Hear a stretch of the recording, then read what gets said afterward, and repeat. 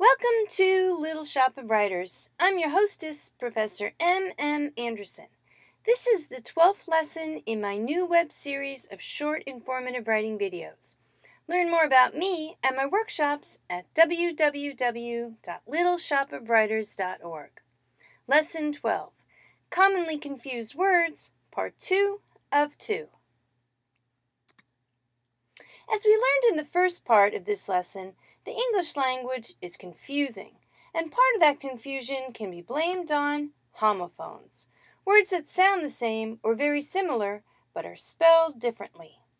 We began with some easily confused words, and now we're ready to tackle the tough ones. Let's begin where we left off. Affect versus effect. Affect is most often used as a verb. It means to have an impact on. An effect is most often used as a noun. It describes an appearance or impression. For example, in the illustration, the lightning affected the tree. The effect was devastating. There's a little trick to remembering the difference. Affect has an A, so it comes first alphabetically, and an action to effect happens before a result, which is an effect. A before E, except after, oh no, wait, that's another lesson. Next up, we have another triple homophone. Cite, sight, and sight. S-I-G-H-T means to observe, like eyesight or the sight of a gun or camera. S-I-T-E is a place or location, a construction site, or a website. Finally, cite with a C means to document or record information. One must cite properly in order to avoid plagiarism. My students have heard that before. Accept and accept. A-C-C-E-P-T is to willingly receive. E-X-C-E-P-T means besides or apart from. Rocco accepts defeat like a gentleman, except when his opponent cheats. I wouldn't want Rocco mad at me either. Next up is a lot and a lot. There is no such word as A-L-O-T, so quit using it. A-double-L-O-T means to take into account. A-L-O-T, two words, means many. A lot extra time when you travel over a holiday. There may be a lot of traffic.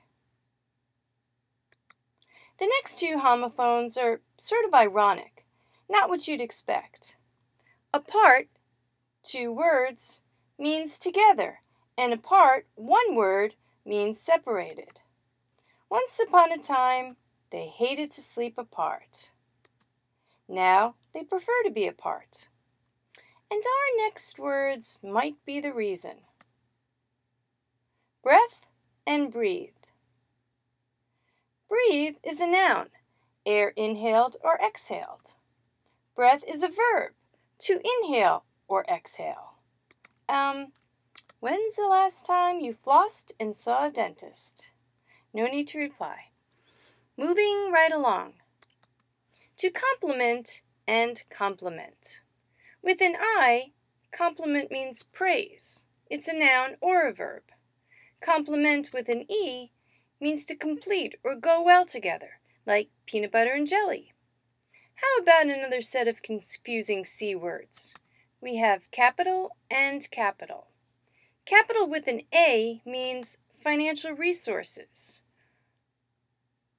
It also is a state's capital. Capital with an O is the actual building where these government officials meet. The Capitol building is in the Capitol where legislators spend our capital. Leave it to government to make things so confusing. Next, we have principal and principal. Pal can be an adjective meaning most important, or a noun, a person who has authority, or it can mean money invested. Principal PLE, is a fundamental truth, like the Peter Principle, because workers aren't stationary.